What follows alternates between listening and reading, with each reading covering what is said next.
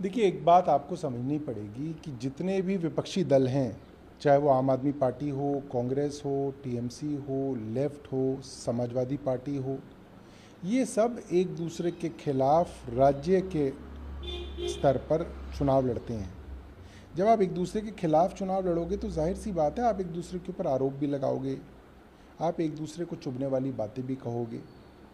मगर अगर आप बड़े स्तर पे कुछ कॉमन ग्राउंड्स पे एक साथ आने की बात करोगे तो आपको पुरानी बातें तो भूलनी पड़ेंगी। अब ये कहना कि साहब आपकी एक प्रवक्ता ने ये कह दिया, तो भाई कांग्रेस के भी बहुत सारे प्रवक्ताओं ने कोई जो है लिहाज तो नहीं रखा। वो तो रोज़ सीधा अरविंद केजरीवाल के ऊपर हमला करते हैं, रोज़ ही करते हैं। तो इस तरीके से नहीं होगा, आपको थोड़ा बड़ा दिल रखना पड़ेगा, अपने अहम को थोड़ा पीछे छोड़ना पड़ेगा। और ये मैं सबके लिए कह रहा हूँ, सबको ये करना पड़ेगा, सबको बड़ा दिल रखना पड़ेगा। उसके अलावा जो है, ये अगर इतना आसान काम होता तो ये 2014 में हो गया होता, 2019 में हो गया होता। नहीं हो पाया ना 14 और 19 में, क्योंकि मुश्किल काम है। मगर करना है और मुश्किल काम है, इसीलिए सब बड़े बड़े नेताओं को साथ आना पड़ेगा और कोई राह निकालनी पड़ेगी। लेकिन अब तो मतलब पहले से दूरी बढ़ती ही दिख रही है। आम आदमी पार्टी प्रेस कॉन्फ्रेंस में शामिल है, उसके बाद लगातार बयानबाजी भी हो रही है। तो आपको लगता है कि इसमें कोई फिर से अप्रोच करेंगे कांग्रेस को, या कांग्रेस को आम आदमी पार्टी को अप्रोच करना चाहिए? चाहिए बैठते हैं वहाँ पे पटना में जो कुछ हुआ उसको दूर करना चाहिए? भाई मैं तो अक्सर देखता हूँ राहुल गांधी मोहब्बत, प्यार, ये बातें अपनी भाषण में कहते हैं कि भारतीय जनता पार्टी नफरत फैलाती है, कांग्रेस और राहुल गांधी प्यार और मोहब्बत फैलाते हैं। मोहब्बत की दुकान चला रहे हैं नफ़रत के बाज़ार में। तो उस मोहब्बत की दुकान में वो मोहब्बत किस किस के लिए है, ये तो दुकानदार नहीं तय करेगा। तो जो ग्राहक आएगा वो मोहब्बत खरीद सकता है। तो जो कहा है उसको करके भी दिखाना पड़ेगा। और अभी तो आप सत्ता में नहीं हैं, लोग आपका आकलन कर रहे हैं कि अभी आपके पास सत्ता नहीं है, क्या आप अपने अहम में हैं? अगर आपके पास सत्ता आ जाएगी तो आपका अहम कहीं ज़्यादा ना बढ़ जाए। तो आपको संतुलित होना पड़ेगा, अपनी मोहब्बत की दुकान के अंदर दिखाना पड़ेगा कि आप मोहब्बत बेच रहे हैं। आप ये कह रहे हैं कि ग्राहक के तौर पे जा रहे हैं कि नहीं, मैं तो कह रहा हूँ कि हर विपक्षी दल मोहब्बत की दुकान पे आएगा और कहेगा लाइए मोहब्बत दीजिए, और आप कहेंगे हमारे पास मोहब्बत नहीं है, तो लोग कहेंगे फिर तो दुकान में माल नहीं है, आपको मोहब्बत देनी पड़ेगी, क्योंकि आपने खोली है वो दुकान। आपने कहा है बार बार कि हम नफ़रत के शहर में मोहब्बत की दुकान, नफ़रत के बाज़ार में मोहब्बत की दुकान पे बैठे हैं। तो करना पड़ेगा, और बड़ा दिल, इसमें कोई छोटी बात नहीं है, बड़ा दिल दिखाना पड़ेगा। देखिए क्या है कि हर पार्टी, मैंने जैसे कि कहा, राज्य स्तर पे एक दूसरे के खिलाफ चुनाव लड़ती है, एक दूसरे पे आरोप लगाते हैं। मगर अगर आपको एक बड़े उद्देश्य की तरफ जाना है तो इन सब छोटी चीज़ों को छोड़ना पड़ेगा, भूलना पड़ेगा। न बनाने की बात है, मतलब मैं यही कह रहा हूँ कि अब तो जब आपस में सब लोग बैठेंगे तो ये तय होगा। किसी एक ट्वीट से, किसी एक चीज़ से जो है, इससे बुरा नहीं मानना। मैं यही बता रहा हूँ आपको कि बहुत सारे विरोधाभास रहेंगे इन राजनीतिक दलों के बीच में, क्योंकि ये राजनीतिक दल एक दूसरे के खिलाफ चुनाव लड़ते हैं। मगर आपको क्या सीखना है? अटल बिहारी वाजपेयी साहब ने जब एनडीए बनाया था तो कोई आसान कोई ना था। उस वक्त एनडीए वर्सेस यूपीए का चुनाव हुआ करता था।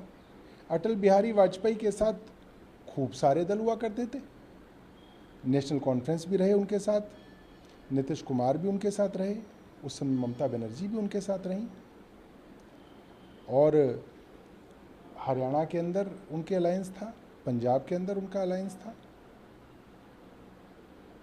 कर्नाटक के अंदर उनका अलायंस था। महाराष्ट्र में तो हमेशा अलायंस के बिना लड़ ही नहीं पाए। और धीरे धीरे जो है ये राजनीति आगे बढ़ी। यूपीए के समय में भी ऐसा था। तो आपको अपने थोड़े से जो है थोड़े compromises in terms of electoral politics आपको करने पड़ेंगे।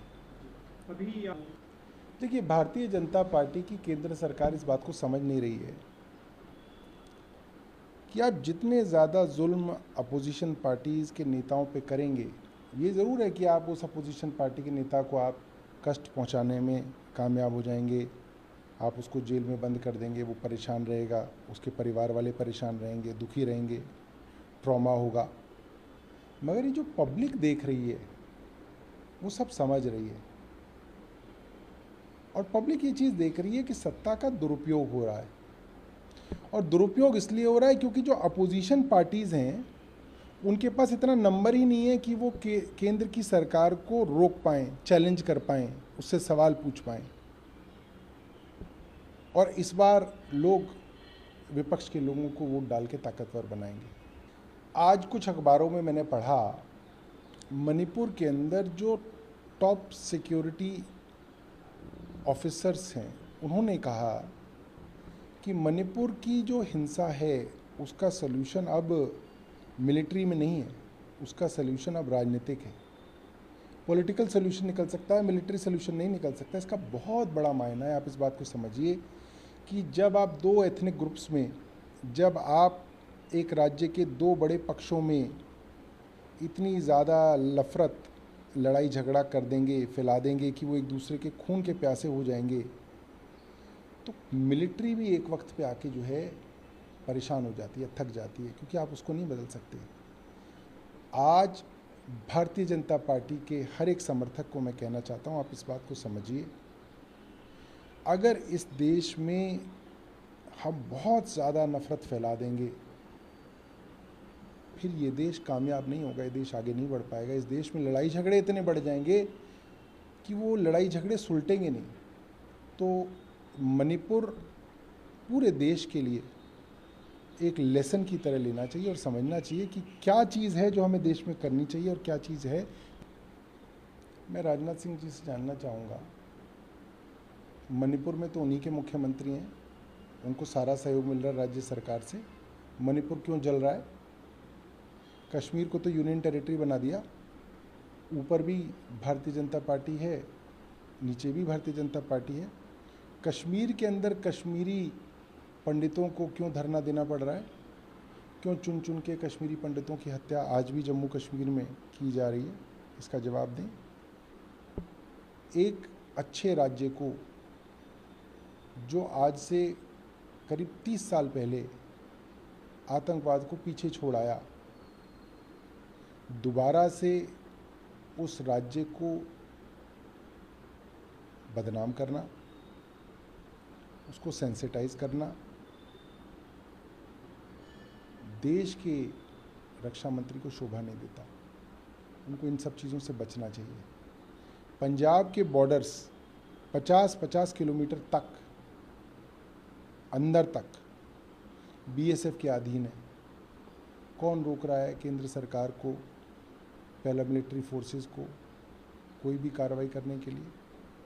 अगर इतनी पहरादारी के बाद भी पाकिस्तान से ड्रोन्स लगातार आ रहे हैं, पाकिस्तान से ड्रग्स लगातार आ रही है, तो क्या राज्य जिम्मेदार है, केंद्र जिम्मेदार है? केंद्र क्यों नहीं रोक पा रहा? ये कैसे संभव है कि टनों टन हेरोइन, कोकीन पाकिस्तान के रास्ते हिंदुस्तान के अंदर आ रही है? ये क्यों नहीं रोक पा रहा? बॉर्डर्स में कहाँ पे जो है कोताही बरती जा रही है, ये रक्षा मंत्री को बताना चाहिए। नमस्कार, मैं हूं मानक गुप्ता।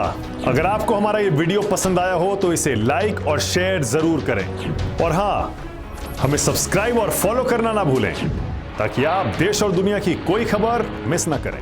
तो जुड़े रहिए हमारे साथ और देखते रहिए News 24।